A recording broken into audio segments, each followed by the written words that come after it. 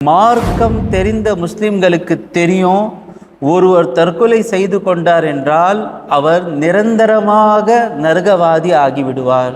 குர்ஆனில் அல்லாஹ் தஆலா சொல்கின்றான், வலா தக்துலு அன்ஃபுஸக்கும், தன்னைத்தானே நீங்கள் கொலை செய்து கொள்ளாதீர்கள்.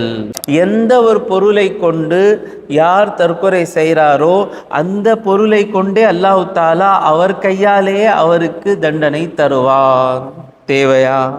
யார் மார்க்கத்துக்காக நோவினை தரப்படுகின்றார்களோ அவர்களுக்கு அந்த நோவினையில் ஒரு இன்பம் கிடைக்கும், நிச்சயமாக கிடைக்கும். எந்த அளவுக்கு என்றால் அந்த துன்பங்களில் இருக்கின்ற இன்பங்கள் அவர்களுக்கு மற்ற இன்பங்களை விட அதிகமாக பிரியமானதாக இருக்கும்.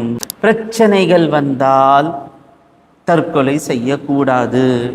கடன் வாங்கிட்டோம், திருப்பி கொடுக்க முடியல, பல லட்சம் கொடுக்கணும், திருப்பி கொடுக்க முடியாது, அதுக்காக தற்கொலை செய்யுமா? அவ்வளோ பெரிய தப்பு செய்திருந்தாங்க. உலகம் முழுவதும்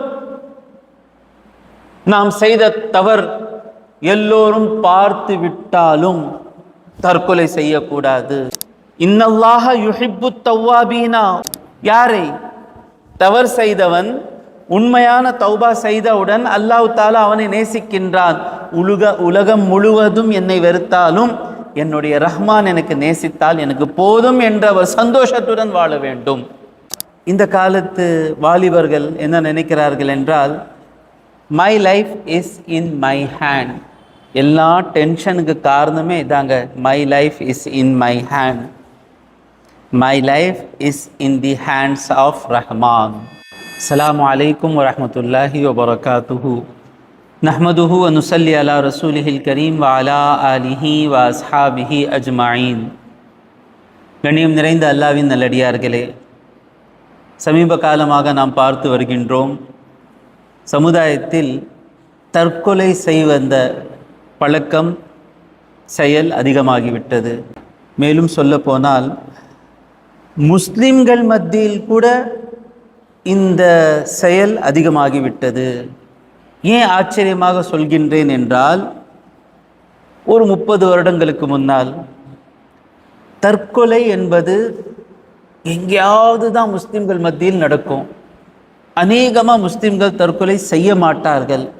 ஏனென்றால் மார்க்கம் தெரிந்த முஸ்லிம்களுக்கு தெரியும், ஒருவர் தற்கொலை செய்து கொண்டார் என்றால் அவர் நிரந்தரமாக நரகவாதி ஆகிவிடுவார். இன்ஷா அல்லாஹ் அந்த தண்டனை பெற்றதற்கு பிறகு அல்லாஹ் தஆலா அவரை தன்னுடைய கருணையால் நரகத்திலிருந்து விடுதலை செய்வான். ஆனால் எந்த அளவுக்கு நரகத்தில் இருப்பார் என்றால், எவ்வாறு நிரந்தரமாக இருக்கக்கூடிய காஃபிர்கள் நரகத்தில் இருக்கிறார்களோ அதை போல இவரும் இருப்பார் என்ற செய்தி எல்ல தெளிவாக சொல்லப்பட்டிருக்கிறது. குர்ஆன்ல கூட தடை செய்யப்பட்டுள்ளது. இப்போ எங்க முஸ்லிம்கள் தற்கொலை செய்யறதுக்கு ஆரம்பித்து விட்டார்கள்? ஏனென்றால் முதல் காரணம் மார்க்க கல்வி இல்லை. இரண்டாவது காரணம் இன்ஷா அல்லாஹ் கடைசியில் நான் சொல்கின்றேன். குர்ஆனில் அல்லாஹ் தஆலா சொல்கின்றான், வலா தக்துலு அன்ஃபுஸக்கும், தன்னைத்தானே நீங்கள் கொலை செய்து கொள்ளாதீர்கள். அதில் ஒரு அர்த்தம் என்ன? ஒருவருக்கொருவர் தனக்கு மத்தியில் கொலை செய்கின்ற பழக்கத்தை உண்டாக்காதீர்கள். இரண்டாவது என்ன? தன்னைத்தானே கொலை செய்யாதீர்கள் என்றால் என்ன?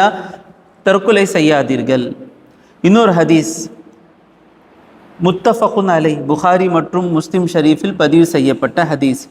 அபீ ஹுரைரா ரலியல்லாஹு தஆலா அன்ஹு, அபூ ஹுரைரா ரலியல்லாஹு தஆலா அன்ஹு அவர்கள் அறிவிக்கிறார்கள், காலா சொன்னார்கள், கால ரசூலுல்லாஹி ஸல்லல்லாஹு அலைஹி வஸல்லம், அல்லாஹ்வின் தூதர் ஸல்லல்லாஹு அலைஹி வஸல்லம் அவர்கள் சொன்னார்கள், மன் கதல நஃப்ஸஹு பிஹதீதத்தின், யார் ஒருவர் தற்கொலை செய்து கொள்கின்றாரோ ஒரு இரும்பு துண்டை கொண்டு, அது கத்தியாக இருக்கலாம், அருவாக இருக்கலாம், ஏதாவது ஒரு இரும்பு. அப்போ என்ன ஆகும்? ஃபஹதீதத்துஹு ஃபி யதிஹி, அவனுடைய அந்த இரும்பு துண்டு அவனுடைய கையில் இருக்கும்.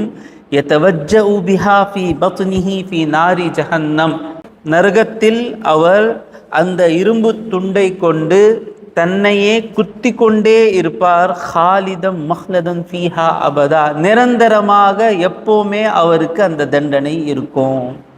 ஒமன் ஷரிவ சும்மன், யார் ஒருவர் விஷம் குடிக்கிறாரோ, ஃபகத்தல நஃப்ஸஹு, பிறகு அந்த விஷத்தின் காரணமாக தற்கொலை செய்கிறாரோ, ஃபஹுவ யதஹஸ்ஸாஹு ஃபீ நாரி ஜஹன்னம் ஹாலிதம் முஹ்லிதன் ஃபீஹா அபதா, நிரந்தரமாக எப்போவுமே நரகத்தில் அவர் அந்த விஷத்தை குடித்து கொண்டே இருப்பார். ஒமன் தரத்தா மின் ஜபலின் ஃபகத்தல நஃப்ஸஹு, யார் மலையிலிருந்து குதித்து தற்கொலை செய்கிறாரோ, ஃபஹுவ யதரத்தா ஃபீ நாரி ஜஹன்னமா, நரகத்திலும் அவர் மலையிலிருந்து கீழே குதித்து கொண்டே இருப்பார், அந்த தண்டனையில் நிரந்தரமாக அவர் இருப்பார். சுருக்கமாக சொல்ல போனால், எந்த ஒரு பொருளை கொண்டு யார் தற்கொலை செய்கிறாரோ அந்த பொருளை கொண்டே அல்லாஹ் தஆலா அவர் கையாலேயே அவருக்கு தண்டனை தருவார். தேவையா? இங்கே சில நாட்களுக்கு தாங்க கஷ்டம், ஆனால் நரகத்தில் பல ஆயிரம் வருடங்கள் கஷ்டத்தில் இருக்க வேண்டும். வெறும் இவர் அந்த இரும்பு துண்டை கொண்டு குத்தி கொண்டே இருப்பார் மட்டும் இல்லை, நரகத்துடைய வேதனை கூட இருக்கும், நெருப்பின் வேதனை கூட இருக்கும். தேவையா? இன்னொரு ஹதீஸில் ஸல்லல்லாஹு அலைஹி வஸல்லம், புகாரி மற்றும் முஸ்லிமில் பதிவு செய்யப்பட்ட ஹதீஸ், அபூ ஹுரைரா ரலியல்லாஹு தஆலா அன்ஹு அவர்கள் அறிவிக்கிறார்கள், ஷஹீத்னா மா ரசூலில்லாஹி ஸல்லல்லாஹு அலைஹி வஸல்லம் ஹைபரா, ஹைபர் போரில் நாம் ஸல்லல்லாஹு அலைஹி வஸல்லம் அவர்களுடன் இருந்தோம். ஃபகால லி ரஜுலின் மிம்மன் யத்தஇ அல் இஸ்லாமா, ஒருவர் தன்னை முஸ்லிம் என்று அறிமுகம் படுத்திக் கொண்டு இருந்த ஒருவரை பார்த்து ஸல்லல்லாஹு அலைஹி வஸல்லம் அவர்கள் சொன்னார், ஹாதா மின் அஹ்லின் நார், இவன் நரகவாதி. கூட வந்துட்டு இருக்காரு, போர் செய்யறதுக்கு வர்றார், நான் முஸ்லீம், லா இலாஹா இல்லல்லா முஹம்மது ரசூலுல்லாஹ், தன்னை அறிமுகப்படுத்துகின்றார் முஸ்லீம் என்று. அவரை பார்த்து ஸல்லல்லாஹு அலைஹி வஸல்லம் சொன்னார், இவன் நரகவாதி. ஃபலம்மா ஹதரல் கிதால், போர் நடந்தது, காத்தல ரஜுலு கிதாலன் ஷதீதா, அந்த நபர் கடுமையான போரிட்டார், சரியான போர். ஃபஸாபத்து ஜராஹத்துன், அவருக்கு ஒரு பெரிய காயப்பட்டது. ஃபகீலா யா ரசூலல்லாஹ், ஸல்லல்லாஹு அலைஹி வஸல்லம் அவர்களிடத்தில் சொல்லப்பட்டது, அவங்க நினச்சிட்டாங்க அவன் இறந்துட்டாரு. அல்லதி குல்தா இன்னஹு மின் அஹ்லின் நார், தாங்கள் சொன்னீர்களே அவர் நரகவாதி என்று.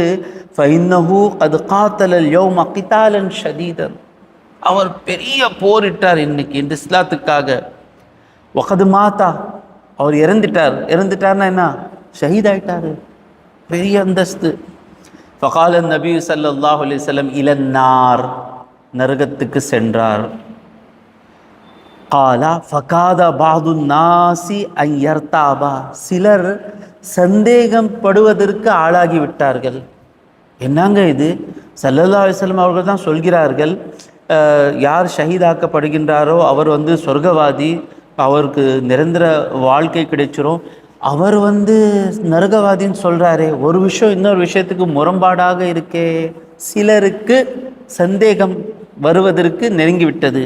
ஃபபைனமாஹும் அலா தாலிக், அந்த நிலைமையில் அவர்கள் இருந்தார்கள். இஸ்தீலா, அப்பொழுது சொல்லப்பட்டது, இன்னஹு லம் யமுத், அவன் மரணிக்கவில்லை. வலாக்கின் பிஹி ஜிராஹன் ஷதீதா, அவன் ரொம்ப பெரிய காயத்துடன் இருக்கின்றான். ஃபலம்மா கான மினல் லைல், பிறகு இரவு வந்தது. லம் யஸ்பிர் அலல் ஜிரா, அவனால் அந்த காயங்களுடன் பொறுத்து கொண்டு இருக்க முடியவில்லை. ஃபகதல நஃப்ஸஹு, தற்கொலை செய்து கொண்டார். ஃபஉக்பிரன் நபியு ஸல்லல்லாஹு அலைஹி வஸல்லம் பிதாலிக், ஸல்லல்லாஹு அலைஹி வஸல்லம் அவர்களிடத்தில் இந்த செய்தி சொல்லப்பட்டது. ஃபகால அல்லாஹு அக்பர், அல்லாஹ் மிக பெரியவன். அஷ்ஹது, நான் சாட்சி சொல்கின்றேன், அன்னி அப்துல்லாஹி வ ரசூலுஹு, நான் அல்லாஹ்வுடைய அடியான் மற்றும் அவனுடைய தூதராக இருக்கின்றேன். சும்மா அமர பிலாலன், பிறகு ஸல்லல்லாஹு அலைஹி வஸல்லம் பிலால் ரலியல்லாஹு தஆலா அன்ஹு அவர்களை கட்டளையிட்டார்கள். ஃபனாதா பின் நாசி, அப்போ பிலால் ரலியல்லாஹு தஆலா அன்ஹு சத்தமாக மக்கள் மத்தியில் சொன்னார், இன்னஹு லா யதுகுலுல் ஜன்னத இல்லா நஃப்சும் முஸ்லிமா, ஒரு முஸ்லிமான ஆத்மாவை தவிர யாரும் சொர்க்கத்தில் நுழைய மாட்டார்கள். வ இன்னல்லாஹ, நிச்சயமாக அல்லாஹ் தபாரக தஆலா ல யுஅய்யிது ஹாத தீனா, இந்த தீனை பலம் கொடுப்பான், இந்த தீனுக்கு உதவி செய்ய வைப்பான் அல்லாஹு தபாரகு தாலா பிர் ரஜுலில் ஃபாஜிரி, ஒரு பாவி ஆளை கொண்டு, பாவம் செய்கின்ற ஒரு குற்றவாளியை கொண்டு அல்லாஹு தாலா இந்த தீனுக்கு பலம் தருவான், இந்த தீனுடைய உதவி செய்வான். அப்போ தீனுக்கு உதவி செய்கின்ற ஒவ்வொருவரும் சொர்க்கவாதி என்பதில்லை. அவனை கொண்டு அல்லாஹு தாலா தீனுக்கு பலம் படுத்தினானே தவிர அவன் நல்லவன் இல்லை. ஏன்னா அவனுடைய நோக்கம் வேற நோக்கமாக இருக்கும். இமாம்கள் சொல்கிறார்கள், அவன் வந்தது அல்லாஹுக்காக இல்லை, அவன் வந்தது தன்னுடைய பலத்தை காட்டுவதற்காக, நான் ஒரு பெரிய தைரியசாலி, நான் ஒரு பெரிய படை வீரன் என்று காட்டுவதற்காக அவன் வந்திருந்தான். அவனுடைய உள்ளத்தில் இஸ்லாம் இல்லை. இஸ்லாம் இருந்திருந்தால் அந்த காயங்களின் காரணமாக தற்கொலை செய்திருக்க மாட்டான். அந்த காயங்களின் காரணமாக அவனுக்கு நிம்மதி கிடைத்திருக்கும். யார் மார்க்கத்துக்காக நோவினை தரப்படுகின்றார்களோ அவர்களுக்கு அந்த நோவினையில் ஒரு இன்பம் கிடைக்கும், நிச்சயமாக கிடைக்கும். எந்த அளவுக்கு என்றால், அந்த துன்பங்களில் இருக்கின்ற இன்பங்கள் அவர்களுக்கு மற்ற இன்பங்களை விட அதிகமாக பிரியமானதாக இருக்கும். அப்போ இவனுக்கே அது பொறுத்து கொள்ள முடியவில்லை. ஏனென்றால் ஈமான் இல்லை. இன்னொரு ஹதீஸில் ஸல்லல்லாஹு அலைஹி வஸல்லம் அவர்கள் சொன்னார்கள், புகாரியில் பதிவு செய்யப்பட்ட ஹதீஸ், ஜுந்தப் பின் அப்துல்லா ரலியல்லாஹு தஆலா அன்ஹு அவர்கள் அறிவிக்கிறார்கள், அன்ன ரசூலுல்லாஹி ஸல்லல்லாஹு அலைஹி வஸல்லம் கால், அதாவது அல்லாஹ்வின் தூதர் ஸல்லல்லாஹு அலைஹி வஸல்லம் அவர்கள் சொன்னார்கள், கான ஃபீமன் கான கப்லகும் ரஜுலும் பிஹி ஜுர்ஹுன், உங்களுக்கு முன் வாழ்ந்தவர்களில் ஒரு மனிதர் இருந்தார், அவருக்கு ஒரு காயம் இருந்தது. ஃபஜஸா, அவரால் பொறுத்து கொண்டு இருக்க முடியவில்லை. ஃபஅஹத சிக்கீனன், ஒரு கத்தியை எடுத்தார். ஃபஜஸ பிஹா யதஹு, தன்னுடைய கையை அறுத்து கொண்டார். இரத்தம் போனதின் காரணமாக ஃபமா ரகதமு ஹத்தா மாதா, ரத்தம் போயிட்டே இருந்தது. எது வரைக்கும் என்றால் அவன் இறந்திட்டார்.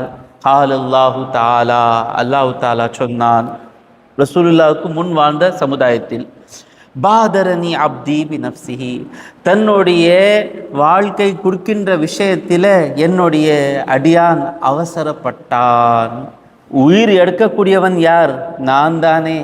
நான் எப்போ எடுக்க வேண்டும் என்று வைத்து இருக்கிறேனோ அதுக்கு முன்பே அவன் தன்னுடைய உயிரை எடுத்து கொண்டான். ஹர்ரம்து அலைஹி அல் ஜன்னதா, அவன் மீது நான் ஜன்னத்தை ஹராமாக்கி விட்டேன், தடை செய்து விட்டேன், அவன் சொர்க்கத்தில் நுழைய மாட்டான்.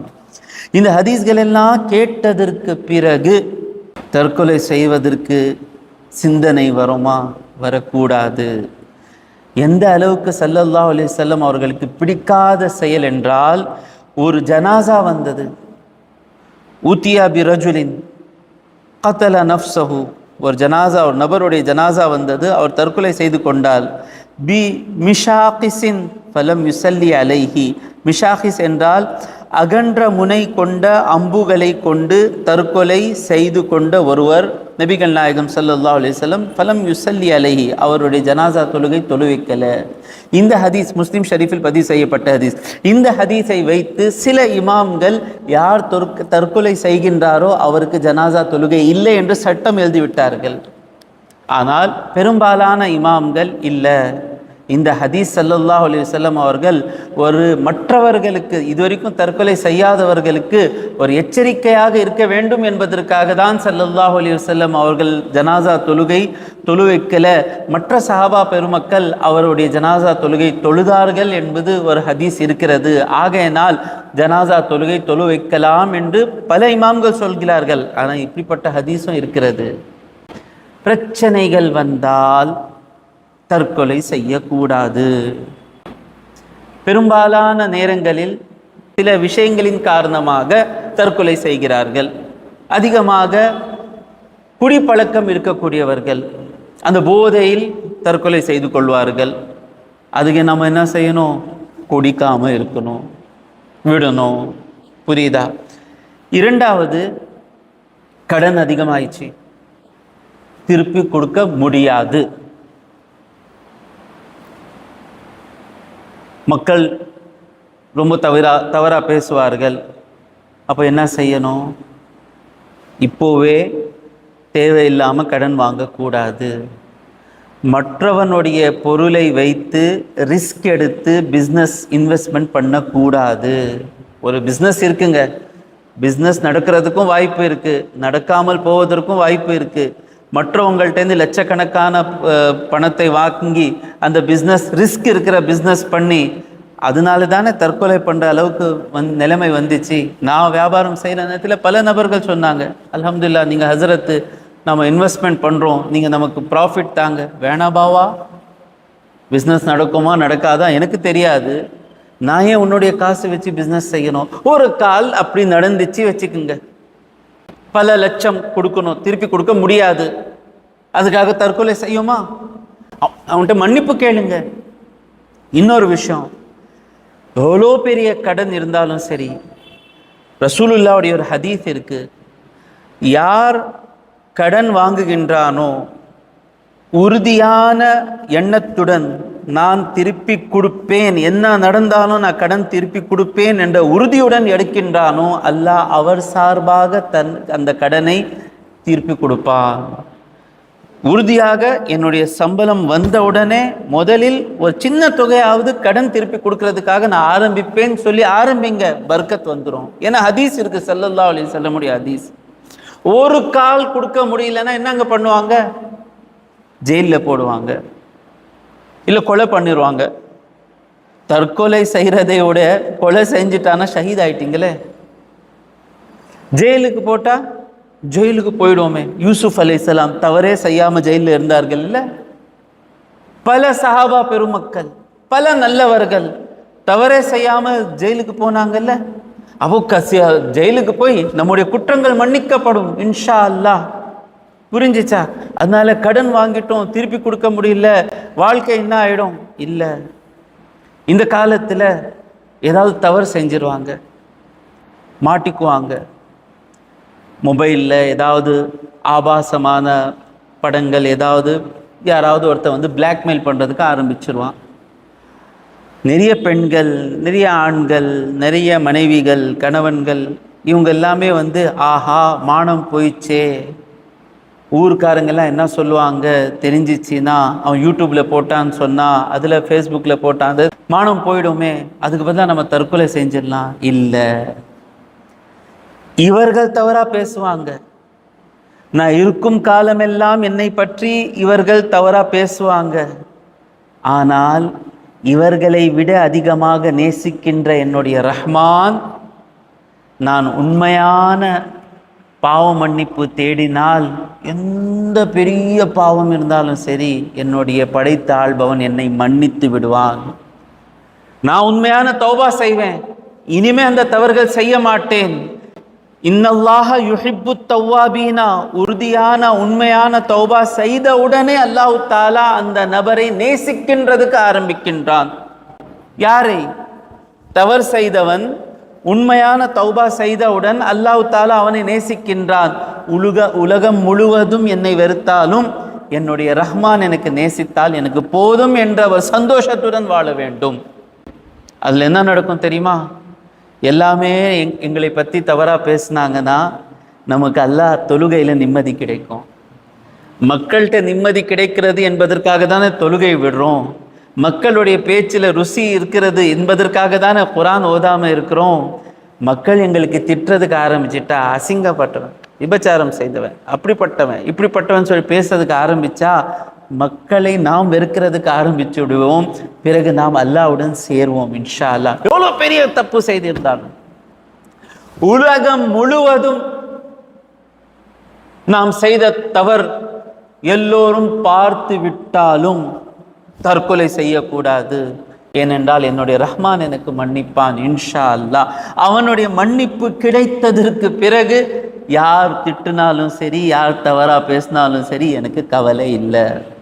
தெரிஞ்சிச்சாங்க?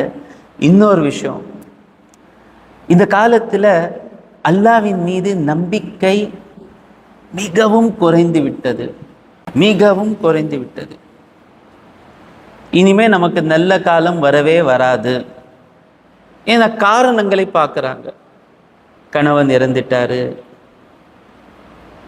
சம்பாத்தியம் போயிடுச்சு, சின்ன பிள்ளைங்கள் இருக்கிறாங்க, அவங்களுக்கு கார்ப்பரேஷன் ஸ்கூலில் போய் சேர்க்கணும்.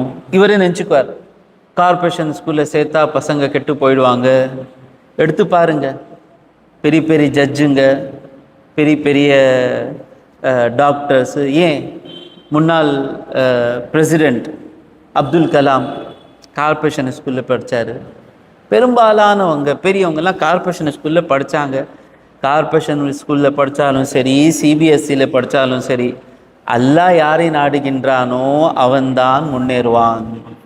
ஒரு விஷயத்தை உங்கள்கிட்டேருந்து அல்லாஹ் தாலா எடுத்துக்கொண்டான் என்றால் மற்ற வழியில் அல்லாஹ் தாலா மற்ற விஷயத்தை தருகின்றான். கண் தெரியாதவர்களுக்கு காது நிறைய கேட்கும். நாம் செய்ய முடியாத எங்களால் செய்ய முடியாத செயல்கள் அவர் செய்து விடுவார்கள். ஆகையினால் நம்பிக்கை இது நடந்தால்தான் நடக்கும், சிபிஎஸ்சியில் படித்தா தான் நம்ம முன்னேறுவோம், அந்த அந்த அளவுக்கு சேலரி இருந்தால் தான் வாழ முடியும், 1.5 லட்சம் இருந்தால் தான் நிம்மதியாக வாழ முடியும், 50 பவுண்டு சேர்த்து வச்சா தான் பொண்ணோடைய கல்யாணம் முடியும், அல்லாஹ் இருந்தால் எல்லாமே முடியும். இதுதான் ஈமான், இதுதான் ஈமான், இதுதான் ஈமான். இந்த ஈமான் இருந்தால் யாரும் எந்த பிரச்சனை வந்தாலும் தற்கொலை செய்கிறதுக்கு சிந்தனை வருது, ஆனாலும் அல்லாஹ்வுக்கு அந்த இறையச்சம் இருந்தால் இன்று கூட லட்சக்கணக்கான பெண்மணிகள், இஸ்லாமிய பெண்கள் தற்கொலை செய்யாமல் தைரியமாக வாழுகின்றார்கள். இந்த காலத்தில் குறிப்பாக இந்த காலத்து வாலிபர்கள் என்ன நினைக்கிறார்கள் என்றால், my life is in my hand. எல்லா டென்ஷனுக்கு காரணமே இதாங்க, my life is in my hand, my life is in the hands of Rahman. ரஹ்மானுடைய கையில் என்னுடைய வாழ்க்கை இருக்கிறது. அல்லாஹ் தாலா கூறுகின்றான், அசா அன் தக்ரஹு ஷைஅன் வஹுவ ഖൈറുல் லக்கும். ஒரு விஷயத்தை நீங்கள் விரும்ப மாட்டீர்கள், ஆனால் அது உங்களுக்கு நல்லதாக இருக்கும். வஅஸா அன் துஹிப்பு ஷைஅன், ஒரு விஷயத்தை நீங்கள் விரும்புவீர்கள், ஃபஹுவ ஷர்ருல் லக்கும், அது உங்களுக்கு தீங்கு தரக்கூடிய செயலாக இருக்கும். என்னுடன் நடந்தது. ஒரு வாரம் சில நாட்கள் முன்னால் ஒரு விஷயம் நடக்கவில்லை. அதாவது என்னுடைய 7 மாதங்கள் வீணாய் போனது. நானும் மனிதன் தானே, உள்ளம் சொல்கிறது, அறிவு சொல்கிறது, வேஸ்ட் ஆயிடுச்சே, இது வேஸ்ட் ஆயிடுச்சு, இது வேஸ்ட் ஆயிடுச்சு. அப்போ இந்த வசனம், ஒரு விஷயத்தை நீங்கள் விரும்புவீர்கள், அது உங்களுக்கு கேடு தரக்கூடிய விஷயமாக இருக்கும். ஒரு விஷயத்தை நீங்கள் வெறுப்பீர்கள், அது உங்களுக்கு நல்லதாக இருக்கும். அப்போ நான் என் மனதை என்ன சொன்னேன்னு தெரியுமா? அப்போ நிம்மதி கிடைச்சிச்சு, அல்ஹம்துலில்லாஹ். நான் நினைத்தேன், இந்த 7 மாதங்கள் வீணாய் போகாமல் இருந்தால் எனக்கு நல்லதாக இருக்கும் என்று. இது என்னுடைய சிந்தனை. ஆனால் என்னுடைய ரஹ்மானுடைய நாட்டம் என்ன? அது 7 மாதம் வீணாய் போகணும். அந்த 7 மாதத்தில் அது நடக்கக்கூடாது. என்னுடைய ரஹ்மானுடைய நாட்டம். நான் கேட்காமல், நான் நாடாமல் எனக்கு கண்கள் கொடுத்த ரஹ்மான், காதுகள் கொடுத்த ரஹ்மான், அறிவு கொடுத்த ரஹ்மான், மனிதனாக பிறக்க வைத்த ரஹ்மான், அவன் எது நாடுகின்றானோ அதான் எனக்கு சிறந்ததாகும். இப்படிதான் நினைக்க வேண்டும், முயற்சி செய்ய வேண்டுமே தவிர இப்படி நடந்தால்தான் எனக்கு வெற்றி கிடைக்கும் என்று பார்க்கக்கூடாது. நான் முயற்சி என்னுடைய கையில் இருக்கின்றது, என்னுடைய நலம் என் கையில் இல்லை, என்னுடைய ரஹ்மானுடைய கரத்தில் இருக்கின்றது.